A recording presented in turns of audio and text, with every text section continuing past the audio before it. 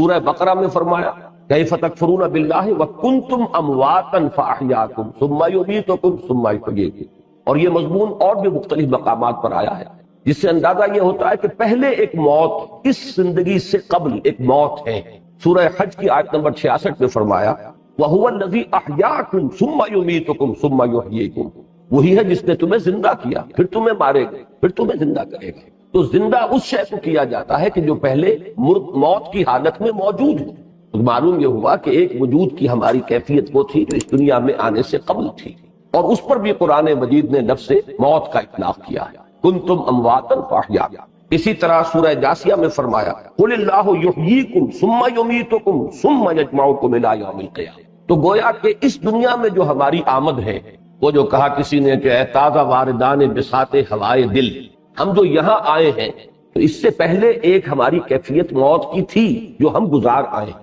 ایک موت وہ ہے جو ہمارے سامنے آتی ہے۔ یہ جو زندگی ہے ہماری اس دنیا کی زندگی، یہ تو ظاہر بات ہے کہ ہمارا براہ راست اور بلا واسطہ اس کا تجربہ ہے، ہم اسے محسوس کر رہے ہیں، اس زندگی کو بسر کر رہے ہیں، اس کے حقائق ہمارے حواس خمسہ کی گرفت میں آ رہے ہیں، لہذا اس پر تو ہر ایک کا ایمان ہے۔ البتہ یہ کہ اس کے بعد ایسے لوگ بھی دنیا میں رہے ہیں اور آج بھی ہیں کہ جو اس زندگی کے سوا کسی زندگی کو ماننے کے لیے تیار ہیں۔ قرآن مجید میں دو جگہ پر ان کا قول آیا ان ہی الا حیاتنا الدنیا وما نحن بمبعوثین، نہیں ہے ہماری کوئی زندگی سوائے اس دنیا کی زندگی کے، اور ہم ہرگز دوبارہ اٹھائے جانے والے نہیں۔ ایک اور مقام پر مزید وضاحت کے ساتھ فرمایا وما ہی الا حیاتنا الدنیا نموت ونحیا وما یہلکنا الا الدہر، نہیں ہے ہماری زندگی سوائے اس دنیا کی زندگی کے، ہم خود ہی مرتے ہیں خود ہی جیتے ہیں، اور ہمیں مارنے والی شے بھی، ہلاک کرنے والی شے بھی گردش فلک اور دہر کے سوا کوئی شے نہیں۔ اس آیت میں تو میں نے بارہا عرض کیا ہے کہ مکمل دہریت کا فلسفہ جو ہے وہ ایک آیت کے اندر موجود،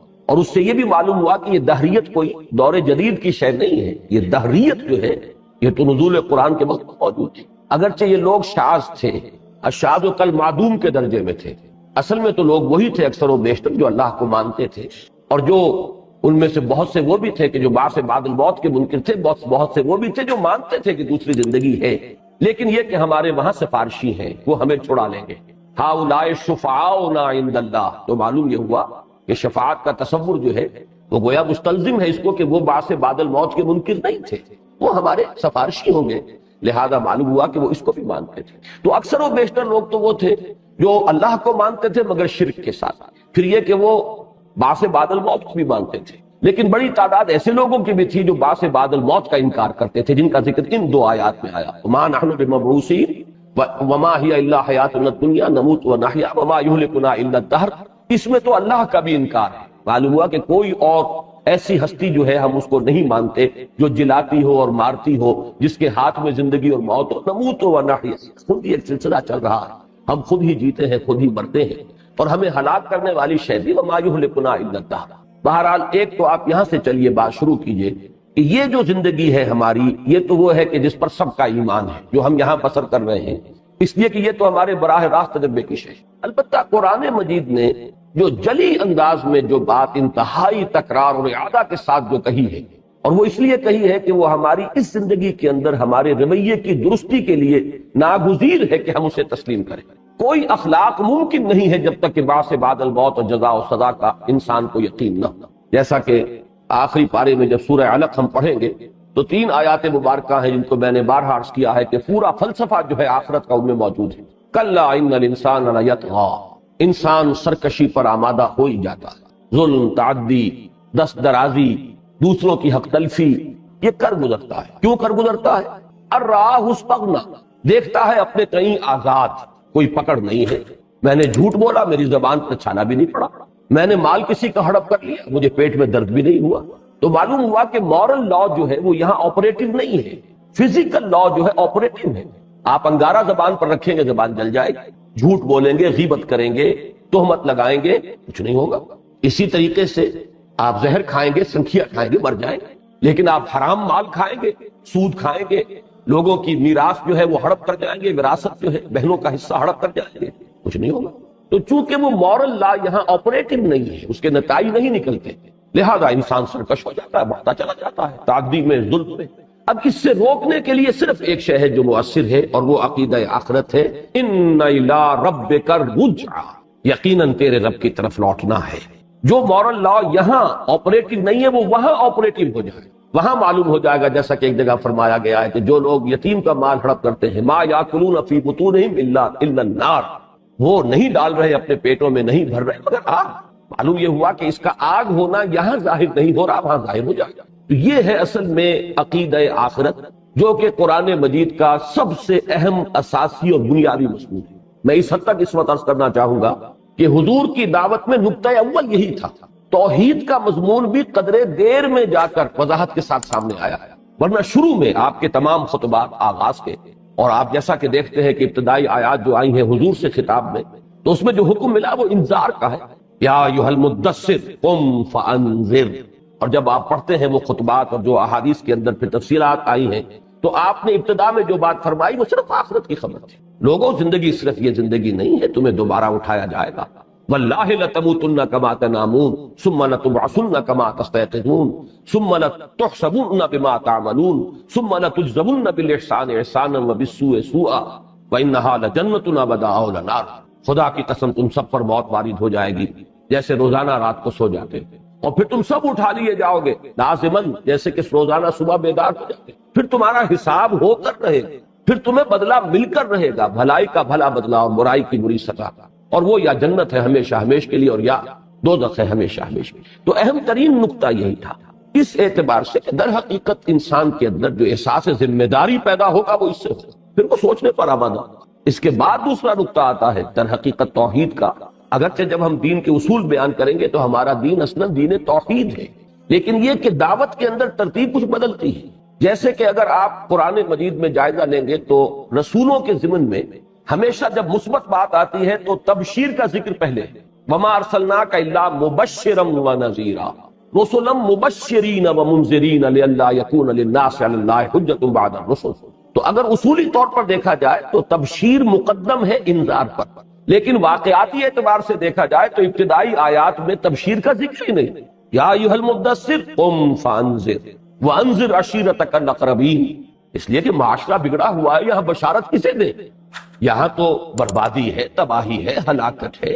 اخلاقی پستی ہے، ظلم ہے، جور ہے، تعدی ہے، شرک ہے، کفر ہے، بشارت کسے دے؟ لہذا اس وقت جو بات جو نمایاں ہو کر آئی ہے انذار ہے۔ تو اسی طریقے سے اس بات کو سمجھ لیجئے کہ دعوت نبوی کے اندر انذار آخرت مقدم ہے خود توحید کے اوپر، توحید کا مضمون بعد میں نکھر کر آیا ہے۔ بہرحال قرآن مجید نے سب سے بڑی حقیقت جو ہمارے سامنے رکھی وہ حیات اخروی۔ البتہ حیات اخروی اور اس حیات دنیاوی کے درمیان ایک شے ہے جس کا نام موت ہے، لیکن ذرا غور کریں گے تو معلوم ہوگا کہ اولاً تو موت معدوم ہونے کا نام نہیں، دوسرے یہ کہ ذرا تفصیل میں جائیے وہ خود ایک حیات ہے۔ موت کہاں ہے؟ جس کو ہم کہتے ہیں حیات برزخی،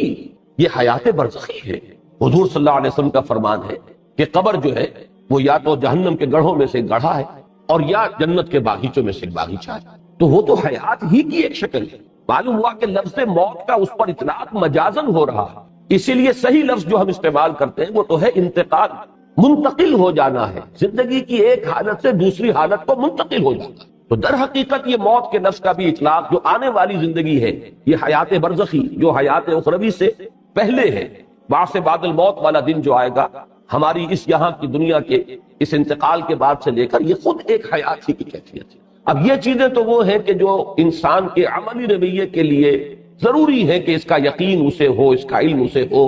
تب وہ درست رہے گا، لیکن یہ کہ دوسرے حقائق کچھ اور بھی ہیں، وہ ذرا علمی حقائق ہیں، ان کی اہمیت عملی نہیں ہے لیکن علمی ہے۔ اس میں جب انسان غور کرتا ہے، قرآن مجید کا یہ اسلوب میں نے بارہا بیان کیا ہے کہ وہ علمی نکات کو اور علمی حقائق کو سرسری انداز میں، بلکہ اس سے بھی آگے بڑھ کر ایک لفظ کہہ رہا ہوں کہ ضمنی انداز میں بیان کرتا ہے، تاکہ جو عوام ہیں وہ قرآن مجید کو پڑھتے ہوئے کہیں رکے نہ، وہ تسلسل کے ساتھ پڑھتے چلے جائیں۔ البتہ جن کے ذہن کے اندر فلسفیانہ سوالات موجود ہوں، جن کی ساخت فلسفیانہ ہو، جو گہرے غور و فکر کے عادی ہوں، وہ کہیں جا کر رک جائیں گے۔ مثلا یہی کہ یہ موت کا لفظ کیوں آیا، کیوں نہیں کہا گیا کنتم معدومن فخلقناکم، تم معدوم تھے ہم نے تمہیں پیدا کیا۔ آخر یہ الفاظ کا چناؤ جو ہے رلٹپ تو نہیں ہے، یہ تو زیر ہر لفظ غالب چیدام میں خانہ ہے، یہ تو اللہ تعالیٰ کے کلام پر یہ بات جو ہے 100% راست آئے گی کہ ایک ایک حرف جو ہے اس کا، ایک ایک لفظ جو ہے وہ بامانی ہے۔ تو لفظ موت کیوں آیا؟ کنتم امواتا فاحیاکم ثم یمیتکم ثم یحییکم، اب یہاں پر آدمی جو ہے ڈیرا لگا کر بیٹھ گئے، عام آدمی گزر جائے گا، موت سے مراد ہے معدوم، تم نہیں تھے۔ اور اکثر آپ دیکھیں گے کہ مترجمین یہی کہہ کے گزر گئے، تمہارا کوئی وجود نہ تھا، تمہاری کوئی ہستی نہ تھی، تم نہ تھے، پھر ہم نے تمہیں زندہ کیا۔ زندہ کیا یعنی پیدا کیا۔ در حقیقت عام آدمی کے لیے یہ بھی بہت ہے، کافی ہے۔ اس کے لیے تو اصل شے جو ضروری ہے وہ آخرت کا یقین ہے۔ آخرت کا یقین ہوگا تو اس کا درست رہے گا رویہ، عمل صحیح ہوگا، اخلاقی روش اس کی درست ہوگی۔ باقی یہ چیز جو ہے یہ تو پھر انہی کے لیے ہے کہ جن کے ذہن کے اندر وہ سوالات ہو، جو حقیقت زندگی پر غور کر رہے ہیں، جو ماہیت وجود پر غور کر رہے ہیں۔ اب یہ چیزیں جن کے سامنے ہیں وہ ان جگہوں پر آ کر رک جاتے ہیں، جیسے کہ کوئی سائنس کا طالب علم اپنی مائکروسکوپ کو فوکس کر کے بیٹھ جاتا ہے اور وہ پوری گہرائی کے اندر جو ہے وہاں پر اب وہ غور کر رہا ہے اسی طریقے سے۔ اور یہ بات جو ہے سب سے زیادہ نمایاں ہو کر آئی سورہ مومن کی اس آیت میں، جس میں کہ اہل جہنم کی فریاد نقل ہوئی ہے۔ عجیب آیت ہے، اس کا جو ردم ہے، اس کا جو فلو ہے، جس طریقے سے وہ مضمون چلتا ہے کہ اہل دوزخ جو ہے یہ فریاد کریں گے، پروردگار ربنا امتنا اثنتین واحییتنا اثنتین فاعترفنا بذنوبنا فہل الی خروج من سبیل۔ پروردگار تو نے ہمیں 2 مرتبہ مارا اور 2 مرتبہ جلایا، 2 مرتبہ زندہ کیا، 2 مرتبہ ہم پر موت وارد کی۔ اب اماتا کے لفظ پر غور کیجئے، اماتا جو ہے یہ فعل ہے، امتا تو نے ہمیں مارا، امتنا تو نے ہمیں مارا۔ اس کے لیے گویا کہ مستلزم ہے کہ پہلے کوئی زندگی ہو، زندگی ہوگی تو اس پر موت کا اطلاق ہوگا، موت وارد کی جائے گی۔ اگر ان آیات پر غور کیجئے تو معلوم ہوا کہ 2 زندگیاں ہم اس زندگی سے پہلے بتا آئے ہیں۔ میں 2 زندگیاں کہہ رہا ہوں، موت نہیں کہہ رہا۔ وہ کیا ہے؟ اب وہ ہے در حقیقت قرآن مجید کا وہ گہرا فلسفہ جو ہے کہ ہماری پہلی تخلیق ہوئی تھی عالم ارواح میں۔ میں اس لفظ تخلیق کا یہاں اطلاق کر رہا ہوں اس لیے کہ قرآن مجید میں بھی ایک جگہ یہ لفظ آیا ہے، فرمایا گیا ہے کہ جب قیامت میں ہم سب جمع ہوں گے، اللہ کے سامنے کھڑے ہوں گے، پوری نوع انسانی موجود ہوگی، حضرت آدم بھی ہوں گے، اور قیامت جب ہوگی اس وقت تک جو آخری انسان ہوگا وہ بھی ہوگا، پوری نوع انسانی ہوگی۔ تو اللہ تعالیٰ ایک عجیب خطاب فرمائیں گے، لَقَدْ جِئْتُمُونَا كَمَا خَلَقْنَاكُمْ أَوَّلَ مَرَّةٍ، آ گئے ہو نا ہمارے پاس جیسے کہ ہم نے تمہیں پیدا کیا تھا پہلی مرتبہ۔ یہ پہلی مرتبہ بھی جب ہم پیدا کیے گئے تھے تو الارواح جنود مجندہ، حدیث میں یہ الفاظ آئے ہیں کہ وہ روحیں جو ہیں وہ لشکروں کے لشکر تھے۔ تمام ارواح انسانیہ آدم سے لے کر اور آخری انسان تک جو نسل آدم میں پیدا ہوگا ان کی ارواح اس وقت پیدا کر دی گئیں۔ اگرچہ ٹیکنیکلی جو شاہ ولی اللہ دہلوی رحمۃ اللہ علیہ کی اصطلاحات میں نے آپ کو بتائی تھی، اس پر لفظ ایجاد یا ابداع کا اطلاق صحیح تر ہوگا۔ ایجاد ارواح یہ پہلا مرحلہ ہے، اور اس وقت ظاہر بات ہے کہ ہمارا جسم تو نہیں تھا لیکن ہم سب تھے اپنے شعور ذات کے ساتھ کہ میں ہوں، آپ ہیں۔ اور اس وقت ہم نے ایک عہد کیا تھا اللہ سے، الست بربکم قالوا بلا۔ ظاہر بات ہے کہ یہ عہد جو ہوتا ہے یہ تو بقائمی ہوش و حواس ہوتا ہے، ہمیں اپنا شعور تھا جب ہم نے عہد کیا۔ گویا کہ اس وقت کے دور کے بارے میں 2 الفاظ نوٹ کر لیجئے، اس وقت ہم ارواح کی حالت میں تھے اور پورے شعور ذات کے ساتھ، سیلف کانشسنس کے ساتھ موجود تھے۔ یہ ہماری حیات اولا ہے، سب سے پہلی زندگی۔ اس کے بعد امتا، تو نے ہمیں مارا، یہ پہلی اماتا کا عمل ہوا ہے۔ اور اس کے بعد ان ارواح کو میں بار بار لفظ استعمال کرتا ہوں، کسی کولڈ سٹوریج میں رکھ دیا گیا۔ یہ در حقیقت ارواح کی خابیدگی کی ایک کیفیت ہے، سوئی ہوئی ہے ارواح۔ جیسے جیسے اب جو تخلیق کا عالم مادی میں، عالم اجساد میں جو تخلیق کا سلسلہ چل رہا ہے، تو جیسے ہی کسی ایک انسان کا بطن مادر میں، جس کے بارے میں حدیث میں آیا 120 دن کے بعد جب وہ بچہ جو ہے جنین کی شکل میں 120 دن کا ہو جاتا ہے، وہ روح جو ہے اس کی لا کر شامل کر دی جاتی ہے۔ فیرسل الملک، ملک کو بھیجا جاتا ہے، فینفخ فیہ الروح، پھر وہ اس میں روح پھینک دیتے ہیں، وہ پھونک دیتا ہے۔ اور روح سے ظاہر بات ہے کہ زندگی مراد نہیں ہے، زندگی تو اس سے پہلے کہ 120 دن جو ہے وہ بھی کوئی ڈیڈ تو نہیں تھا، وہ جنین، وہ امبریو جو ہے وہ لیونگ امبریو ہے، بلکہ یہ کہ اس سے پہلے جیسے کہ سورہ دہر میں آئے گا انا خلقنا الانسان من نطفۃ امشاج، ہم نے انسان کو پیدا کیا ملے جلے نطفے سے۔ تو وہ نطفہ کہ جس سے انسان کی تخلیق شروع ہوتی ہے، اس کا ایک جز آتا ہے مرد سے، باپ سے، اور ایک جز آتا ہے عورت سے یعنی ماں سے۔ اور یہ دونوں جو ہے لیونگ سیلز ہیں، یہ ڈیڈ نہیں، لیونگ سیلز۔ ان کے امتزاج سے پھر ایک سیل وجود میں آیا اور اس سے پھر آگے تخلیق کا عمل جو ہے ایمبریولوجی جس کو کہ ڈسکس کرتی ہے وہ عمل شروع ہوا 120 دن کے بعد۔ اور یہ حدیث جو ہے بخاری کی ہے، بڑی پختہ حدیث ہے، غالباً متفق علیہ ہے۔ عبداللہ ابن مسعود رضی اللہ تعالی عنہ اس کے راوی ہیں، اور چونکہ مضمون اس کا ایسا ہے کہ جس میں لوگوں کو ہو سکتا ہے کہ اچنبھے کی کیفیت ہو، لہذا حضرت عبداللہ ابن مسعود فرماتے ہیں کہ حضور نے یہ فرمایا وَهُوَ الصَّادِقُ الْمَصْدُوقُ، اور وہ سچے ہیں اور ان کی سچائی کی گواہی دی گئی ہے۔ اس کے بعد بات شروع کی ہے کہ حضور نے فرمایا کہ تم میں سے ہر ایک کا وجود جو ہے رحم مادر میں 40 دن تک نطفے کی شکل میں ہوتا ہے، پھر 40 دن وہ علقہ کی صورت میں ہوتا ہے، پھر 40 دن وہ مضغہ کی صورت میں ہوتا ہے، پھر اللہ تعالیٰ فرشتے کو بھیجتا ہے اور وہ اس میں روح ڈالتا ہے۔ یہ ہے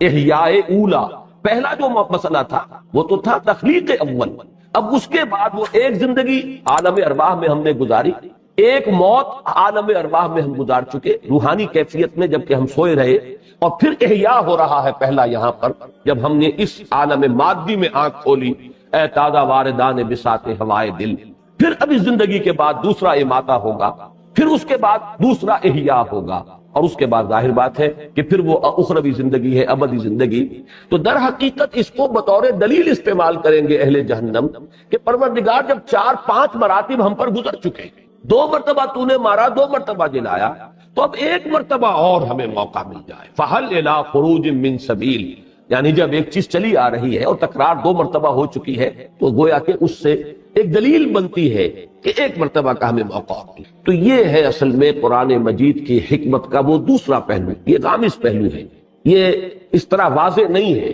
اس کے لیے غور کرنا پڑے گا کہ امت تنستتین واحیائی تنستتین، 2 مرتبہ مارا 2 مرتبہ جلایا، کا مفہوم کیا ہے؟ کنتم امواتا فاحیاکم ثم یمیتکم ثم یحییکم ثم الیہ ترجعون، اس کے معنی کیا ہے؟ تو گویا کہ ہمارے وجود کے، اب دیکھیے اخروی زندگی کے بارے میں ہمارا عقیدہ ہے کہ وہ ابدی ہے، وَإِنَّهَا لَجَنَّةٌ أَبَدًا أَوْ لَنَارٌ أَبَدًا۔ اگرچہ ہمارے ہاں بعض لوگوں کا خیال کچھ ہے، میں اصل میں چونکہ پچھلی مرتبہ بھی ایک بات میں کہہ بیٹھا، بعض حضرات نے یہ کہا کہ اس قسم کی باتیں اگر نہ ہی ہو تو اچھا ہے، بہت سے لوگوں کے ذہن میں خامخواہ کے اشکال ہو جاتے ہیں۔ وہ خالص فلسفیانہ بات ہے یا اسے شاعرانہ بات کہیے، اس لیے کہ ہائر پوئٹری، ہائر فلسفی، ہائر مسٹیسزم، ہائر ریلیجن، یہ چاروں اوپر جا کر ایک ہو جاتے ہیں۔ بہرحال اس تک چونکہ ہر شخص کی ذہنی سطح جو ہے وہ ایسی نہیں ہوتی کہ اس پر گفتگو کی جائے، وہ بات جو میں نے کہی تھی صرف وضاحت کر دیتا ہوں کہ وہ صرف ایک علمی نقطے کی حیثیت سے ذہن میں رکھیے، نہ میں اس کو آپ کے سامنے اس اعتبار سے رکھ رہا ہوں کہ آپ اسے مانیں، تسلیم کریں، اس سے اپنے عقیدے کا جز بنائیں۔ وہ ایک علمی بات ہے، فلسفیانہ بات ہے کہ اللہ تعالیٰ کا علم قدیم ہے، اور اللہ تعالیٰ کے علم قدیم میں ہم ہمیشہ سے موجود تھے۔ اس کو ہمارے متکلمین کہتے ہیں یہ صور علمیہ، صورت علمی جو تھی اللہ کے علم کے اندر اس پوری کائنات کا وجود ہمیشہ سے، اس اعتبار سے پوٹینشلی گویا کہ ہمارا وجود تو چلا آ رہا ہے، وہ تو گویا کہ ازلی وجود بھی ہو گیا۔ علامہ اقبال نے اسی آئیڈیا کو لے کر بڑا خوبصورت شعر کہہ دیا، بضمیرت آرمیدم تو بے جوش خود نمائی، بکنارہ برف گندی در آبدار خضرا، میں تو تیرے اندر آرام سے سویا ہوا تھا، تو نے اپنے آپ کو ظاہر کرنے کے لیے اپنے اس موتی کو جو ہے وہ باہر پھینک دیا ہے، ورنہ مجھے تو کوئی وجود کی اور اس وجود کی، اس زندگی کی مجھے تو کوئی ضرورت نہیں تھی، میں تو بڑے چین سے سویا ہوا تھا۔ بضمیرت آرمیدم تو بے جوش خود نمائی۔ البتہ میں نے اس لیے اس کا ذکر کر دیا کہ اس حدیث قدسی کے ساتھ اس کا مضمون جڑتا ہے، جو اگرچہ محدثین سند کے اعتبار سے اسے تسلیم نہیں کرتے، لیکن پوری امت نے بالاجماع اسے قبول کیا ہے، مفسرین نے، ہمارے فقہا نے،